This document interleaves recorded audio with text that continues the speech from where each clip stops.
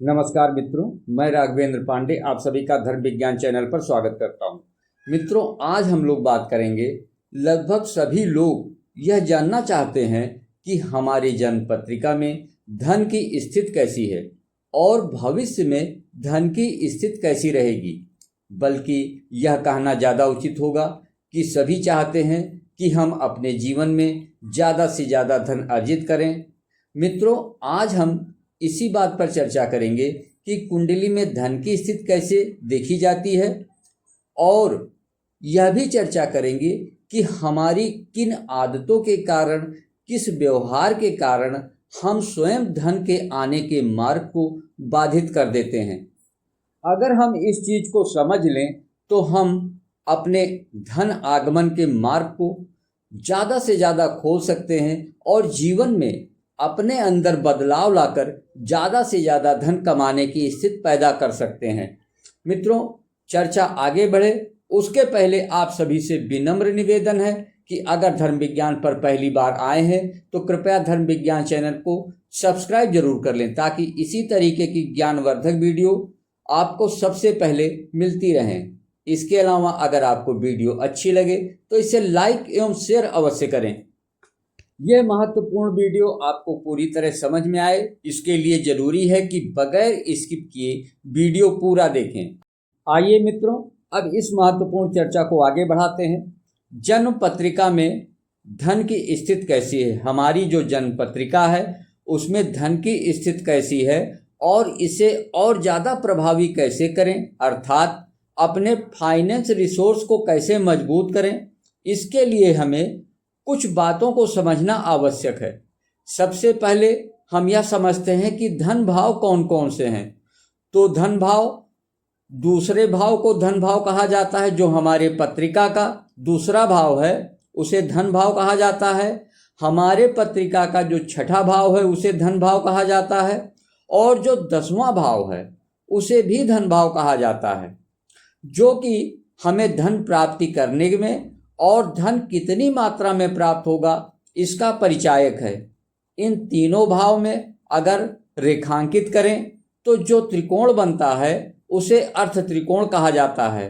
वैसे तो कोई भी ग्रह या कोई भी भाव धन देने में सक्षम है, परंतु कुंडली के अनुसार कौन सा भाव या कौन सा ग्रह जिम्मेदार है धन देने के लिए और किस क्षेत्र से धन देगा, यह प्रत्येक जन्म पत्रिका में अलग अलग होता है। कुछ लोगों के पास सीमित आय के स्रोत होते हैं, एक स्रोत या दो स्रोत, लेकिन कुछ लोगों के जीवन में धन आने के अनेक स्रोत होते हैं। मल्टीपल रिसोर्स होता है उनके पास जो धन आगमन के लिए होता है, और यह दोनों स्थिति जन्म पत्रिका के धन भाव और धनेश यानी वह ग्रह जो धन देने की ताकत रखता है उसके ऊपर निर्भर करता है। अब हम पहले धनेश को यानी जो ग्रह धन देने की ताकत रखता है उसके बारे में समझते हैं। दूसरा भाव धन भाव कहलाता है और यहाँ पर कारक ग्रह बृहस्पति है, अर्थात धन का कारक ग्रह बृहस्पति है, क्योंकि दूसरे भाव का कारक ग्रह बृहस्पति है। अर्थात किसी भी सूरत में बृहस्पति ग्रह की मजबूती अनिवार्य है। इसके बाद देखना चाहिए कि धन का कारक ग्रह यानी धनेश जन्म पत्रिका में कौन सा ग्रह है। इसके लिए देखना है कि दूसरे भाव में कौन सा अंक लिखा हुआ है। उस अंक के अनुसार जो राशि बनती है उस राशि का जो स्वामी ग्रह है वही धनेश है। और यह देखना चाहिए कि जन्म पत्रिका में वह ग्रह हमारे किस भाव में बैठा हुआ है, किस भाव में उसका प्लेसमेंट है। उदाहरण के साथ समझ लेते हैं। मान लीजिए दूसरे भाव में 6 नंबर लिखा हुआ है यानी कन्या राशि। अब कन्या राशि का जो स्वामी ग्रह है वो है बुध। अब ये देखना है कि कुंडली में बुध किस भाव में प्लेसमेंट है, किस भाव में बैठा हुआ है। अगर दूसरे भाव में 1 नंबर लिखा हुआ है तो ये मेष राशि को कॉल करती है। मेष राशि का स्वामी ग्रह मंगल है। तब कुंडली में अपने जन्म पत्रिका में देखना चाहिए कि मंगल किस भाव में प्लेस्ड है। अगर दूसरे भाव में 5 नंबर लिखा है तो ये सिंह राशि को कॉल करती है। अब देखना चाहिए कि सिंह राशि का ग्रह स्वामी सूर्य है, वो जन्म पत्रिका में किस भाव में बैठा हुआ है। इस तरीके से धनेश की स्थिति हम पता कर सकते हैं। आपके जन्म पत्रिका के दूसरे भाव में 1 से 12 नंबर तक कोई भी अंक लिखा हो सकता है, जो उस नंबर की राशि का घोतक है और उसके स्वामी ग्रह ही धन प्रदाता होंगे। अब हम विस्तार से समझते हैं कि धनेश का 12वें भाव में बैठने का क्या फल है। 1 से 12 भाव तक एक एक करके हम समझेंगे कि अगर वहाँ पर धनेश बैठ जाएं तो क्या फल मिलता है और वहाँ पर हमें क्या क्या अवेयरनेस रखनी चाहिए, क्या क्या चीज़ों का ध्यान रखना चाहिए, जिससे हम अपने जीवन में ज़्यादा से ज़्यादा धन अर्जित करें। अब आपकी पत्रिका में जो भी धनेश हो, यानी जो भी धन प्रदाता ग्रह हो, उस ग्रह का अगर लग्न में प्लेसमेंट हो जाए तो लग्न है हमारी पर्सनालिटी का, हमारे व्यक्तित्व का, हमारे मस्तिष्क का, हमारे दिमाग का, हमारे हाव भाव का। यानी ऐसा व्यक्ति अपने स्वयं की प्रतिभा से बेहिसाब धन अर्जित करेगा। अगर वह अपना व्यक्तित्व जितना साफ सुथरा रखेगा, माइंड जितना शार्प रखेगा, उतना ही ज़्यादा धन उसके पास आता रहेगा। लेकिन अगर उसने अपने शारीरिक ओज में, अपनी प्रतिभा में कमी की, वहीं पर धन का आवक प्रभावित हो जाएगा, यानी धन की मात्रा आने की कम हो जाएगी। अब यही धनेश अगर दूसरे भाव में बैठ जाए, यानी धन का ग्रह, देने का ग्रह स्वामी धन की ही भाव में बैठ जाए, तो स्थिति बड़ी उत्तम। यहाँ पर चूंकि दूसरा भाव कुटुंब का भाव है, अपने वाणी का भाव है, ऐसे में यह जातक जिसकी भी पत्रिका में दूसरे भाव में धनेश बैठा होगा, अपने कुटुंब परिवार को लेकर चलेगा, अपनी वाणी में मिठास रखेगा, वो उतनी ही बेहतर स्थिति में धन कमाएगा। लेकिन अगर यहीं पर जातक अगर अपने कुटुंब से विपरीत चलेगा, वाणी असंयमित होगी, तो वहाँ पर धन के आवक के मार्ग अवरुद्ध हो जाएंगे। अब यही धनेश अगर तीसरे भाव में बैठ जाए तो तीसरा भाव होता है पराक्रम का भाव, प्रयास का भाव। ये भी बहुत अच्छी स्थिति है। यानी जातक जितना मेहनत करेगा अपने क्षेत्र में, जितना प्रयास करेगा, उतना ही ज़्यादा उसके पास धन आता जाएगा। जितना ज़्यादा पुरुषार्थ करेगा उतना ही ज़्यादा धन आएगा उसके पास में। लेकिन अगर यहीं पर जातक ने अपने प्रयास में कमी की, अपने पुरुषार्थ में कमी की, तो धन आगमन का मार्ग अवरुद्ध होना शुरू हो जाएगा। अब यही धनेश अगर चौथे भाव में बैठ जाए तो चौथा भाव कहने के लिए तो सुख का भाव है, लेकिन यहाँ पर अगर धनेश बैठ जाएगा तो उस जातक के जीवन में धन संघर्ष से आएगा। यानी जातक जितना संघर्ष करेगा धन कमाने के लिए, उतना ही कमा पाएगा। ऐसे जातक को जिसकी जन्म पत्रिका में धनेश चौथे भाव में हो, उन्हें लगातार जीवन में मेहनत करते रहना चाहिए, लगातार संघर्ष करते रहना चाहिए। अब यही धनेश अगर पंचम भाव में बैठ जाए, पंचम भाव होता है परिवार का। जातक यहाँ पर अगर धनेश बैठ जाए जिसकी जन्म पत्रिका में, वह जातक अच्छा पैसा कमाता है, और वह तो अच्छा पैसा कमाता ही कमाता है, उसकी औलादें उससे भी ज़्यादा अच्छा पैसा कमाती हैं। लेकिन यहाँ पर औलादें अगर लायक है तो उनका पैसा जातक के काम में आता है, लेकिन अगर औलादें अहंकारी हैं तो वो केवल अपने घमंड में, अपने गुमान में, पैसे के अहंकार में चूर रहती हैं। वहाँ पर फिर जातक को कोई फायदा नहीं होता है। अब अगर धनेश छठे भाव में बैठ जाए तो क्या होगा? छठा भाव जैसा हम सभी जानते हैं कि छठा, आठवां और 12वां, इसको जो है जन्म पत्रिका का खड्डा भाव कहा गया है।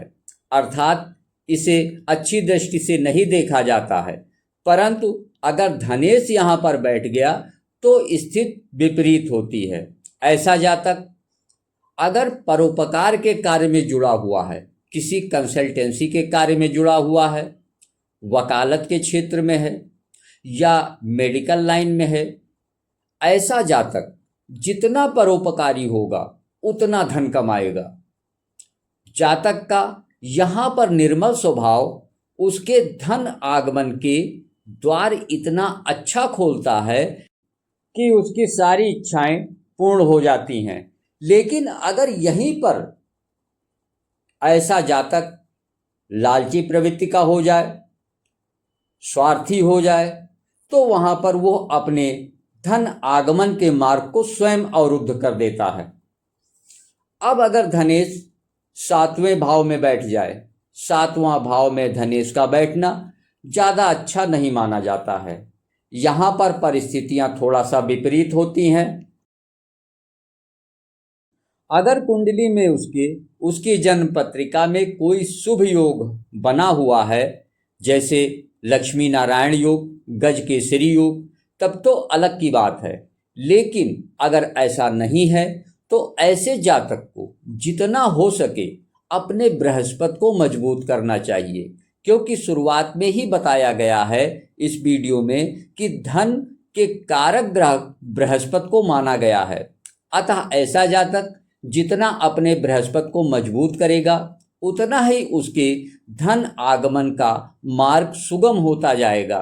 और यही नहीं, चूंकि दूसरे भाव में धन का कारक बृहस्पति है, यानी जड़ बृहस्पति है, तो लगभग सभी भाव में धनेश कहीं भी बैठा हो, ऐसा जातक अगर अपने बृहस्पति को मजबूत करता है तो अपने धन की आवक को बढ़ाता है। अब अगर धनेश 8वें भाव में बैठ जाए, 8वां भाव भी कोई बुरा नहीं है धन कमाने के लिए, लेकिन कार्य क्षेत्र उसका कोई भी हो, धन कमाने का सोर्स कोई भी हो, यहाँ पर जिसकी पत्रिका में धनेश 8वें भाव में बैठा हो, बस उसे इस बात का ध्यान रखना है कि उसे इनकम के सोर्स का, अपने इनकम के सोर्स का ढिंढोरा नहीं पीटना है।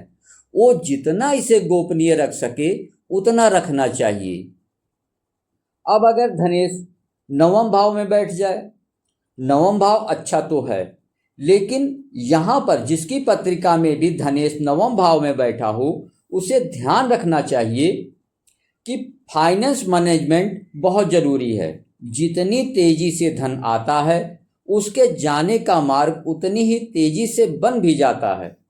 ऐसे इंसान को अगर कहीं निवेश करना हो तो जिस क्षेत्र में निवेश करना है उस क्षेत्र के जो एक्सपर्ट हैं उनकी सलाह लेनी चाहिए, अपने वरिष्ठ जनों की सलाह लेनी चाहिए, तब जाके कोई निवेश करना उचित होता है।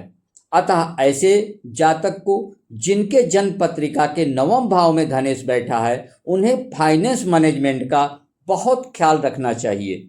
अब यही धनेश अगर 10वें भाव में बैठ जाए तो 10वां भाव है कर्म क्षेत्र। ऐसे जातक में कर्मठता अधिक देखी जाती है, उसको हर समय क्रियाशील रहना, अगर कहीं से धन आगमन दिखता है उसको तो उस क्षेत्र में जुट जाना। ऐसे जातक को आलस नहीं करना चाहिए। अगर जातक ने जरा भी आलस की वहाँ पर वो नुकसान उठा जाएगा। अब अगर यही धनेश 11वें भाव में बैठ जाए तो ऐसे जातक की जिसके जन्म पत्रिका के 11वें भाव में धनेश बैठा है, ऐसे जातक की किस्मत गुलाम होती है। वो जब चाहेगा जितना चाहेगा धन उसके पास समय से उपलब्ध हो जाएगा। अतः ऐसे जातक को चाहिए कि हर समय क्रियाशील रहे और अपनी इच्छाओं को मजबूत रखे, सकारात्मक रखे और बलवती रखे। अब यही धनेश अगर 12वें भाव में बैठ जाए तो 12वें भाव को खर्चे का भाव कहा जाता है। अतः ऐसे जातक को जिसकी जन्म पत्रिका में धनेश 12वें भाव में बैठा हो, ऐसे जातक को चाहिए कि वो तब तक धन को बचा कर खर्च करे जब तक उसकी धन के मामले में मजबूती ना हो जाए।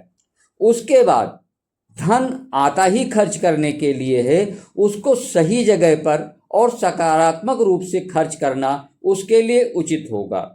अगर ऐसा जातक जितना धन कमाएगा तत्काल उसे खर्च कर देगा, वहां पर वो परेशान भी होगा और अपने धर्म मार्ग को, अपने धन के मार्ग को अवरुद्ध भी कर देगा। यहाँ पर मैं फिर दोहरा रहा हूं कि जितने भाव हैं, जन्म पत्रिका के किसी भाव में धनेश बैठा हो, लेकिन जो कारक ग्रह बृहस्पति है उसका मजबूत होना भी अति अनिवार्य है। अतः सभी को चाहिए कि अपने बृहस्पति को जरूर मजबूत करें। मित्रों, आज की चर्चा अब यहीं पर संपन्न होती है। मिलते हैं फिर अगले ज्ञानवर्धक वीडियो में। तब तक के लिए नमस्कार।